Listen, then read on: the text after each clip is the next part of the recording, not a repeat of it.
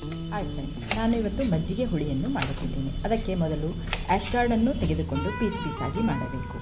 ಆದ ನಂತರ ಅದನ್ನು ಸ್ವಲ್ಪ ಒಂದು ಪಾವು KGಯಷ್ಟು ಮಾಡಿಕೊಂಡು ನಮಗೆ ಎಷ್ಟು ಮನೆ ಮಂದಿ ಎಷ್ಟು ಇರ್ತೀವೋ ಅಷ್ಟು ಅಳತೆಗೆ ತಕ್ಕಂತೆ ಮಾಡಿಕೊಳ್ಳಬೇಕು.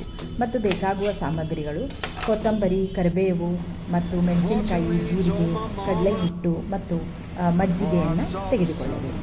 ಒಂದು ಮಿಕ್ಸಿ ಜಾರಿಗೆ ಕೊತ್ತಂಬರಿ, ಕರಿಬೇವು, ಜೀರಿಗೆ, ಹಸಿಮೆಣಸಿನಕಾಯಿ ಎಲ್ಲವನ್ನು ಗ್ರೈಂಡ್ ಮಾಡಿಕೊಳ್ಳಬೇಕು. ನಂತರ ಒಂದು ಬಾಣಲೆ ಕಾಯ್ಲಿಟ್ಟು ಸಾಸಿವೆಯನ್ನು ಹಾಕಿ ಸ್ವಲ್ಪ ಸಾಸಿವೆ ಚಟಪಟ ಅಂದ ನಂತರ ಅರಿಶಿಣವನ್ನು ಹಾಕಬೇಕು. ಮತ್ತು ಮಿಕ್ಸಿ ಜಾರಿಗೆ ಹಾಕಿದ ಮಿಶ್ರಣವನ್ನು ಇದಕ್ಕೆ ಹಾಕಿ ಚೆನ್ನಾಗಿ ಕೈಯಾಡಿಸಿದ ನಂತರ ಸ್ವಲ್ಪ ಹಿಂಗನ್ನು ಕೂಡ ಹಾಕಬೇಕು.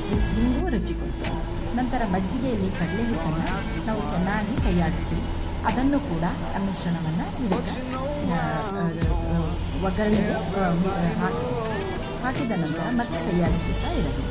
ಸ್ವಲ್ಪ ಹೊತ್ತು ಕೈಯಾಡಿಸುತ್ತಾ ಇದ್ದರೆ ಅದು ಸ್ವಲ್ಪ ಸಿಮ್ಮಿ ಮೇಲೆ ಸ್ವಲ್ಪ ಕುದಿಯುವ ಹಾಗೆ ಆಗುತ್ತದೆ. ಮಿಶ್ರಣವನ್ನು ಚೆನ್ನಾಗಿ ಕಲಕಿ ಮತ್ತೆ ಇಡಬೇಕು. ನಂತರ ನಾವು ಒಂದು ಕುಕ್ಕರ್ನಲ್ಲಿ ಆ್ಯಶ್ಗಾರ್ಡನ್ನು ಸ್ವಲ್ಪ ಎರಡು ಸೀಟಿ ಕುಕ್ಕರ್ನ 2 ಸೀಟಿಯನ್ನು ಹೊರಿಸಿಕೊಂಡು ಆ್ಯಶ್ಗಾರ್ಡನ್ನು ಕೂಡ ನಾವು ಬೇಯಿಸಿಕೊಂಡ ಆ್ಯಶ್ಗಾರ್ಡನ್ನು ಇದು ಮಾಡಿಕೊಂಡ ಮಜ್ಜಿಗೆ ಹುಳಿ ಮಿಶ್ರಣಕ್ಕೆ ಹಾಕಬೇಕು. ಆ್ಯಶ್ಗಾರ್ಡನ್ನು ಹಾಕಿ ಮತ್ತೆ ನಾವು ಕೈಯಾಡಿಸುತ್ತಾ ಇರಬೇಕು. ಮತ್ತು ಅದು ಸ್ವಲ್ಪ ಬೇಕಾದರೆ ಸ್ವಲ್ಪ ನಮಗೆ ತಿಳಬೇಕಾದರೆ ಸ್ವಲ್ಪ ನೀರನ್ನು ಕೂಡ ನಾವು ಆ್ಯಡ್ ಇದು ದೇಹಕ್ಕೆ ತಂಪು ಅಂತ ಹೇಳಿ ಬೇಸಿಗೆ ಕಾಲದಲ್ಲಿ ನಾವು ಭಾಳ ಮಾಡ್ತೀವಿ. ಇದಕ್ಕೆ ಉಪ್ಪನ್ನು ಸ್ವಲ್ಪ ನಮಗೆ ಎಷ್ಟು ಉಪ್ಪು ಬೇಕೋ ಅಷ್ಟೇ ಉಪ್ಪನ್ನು ಕೂಡ ನಾವು ಹಾಕಿಕೊಳ್ಳಬೇಕು.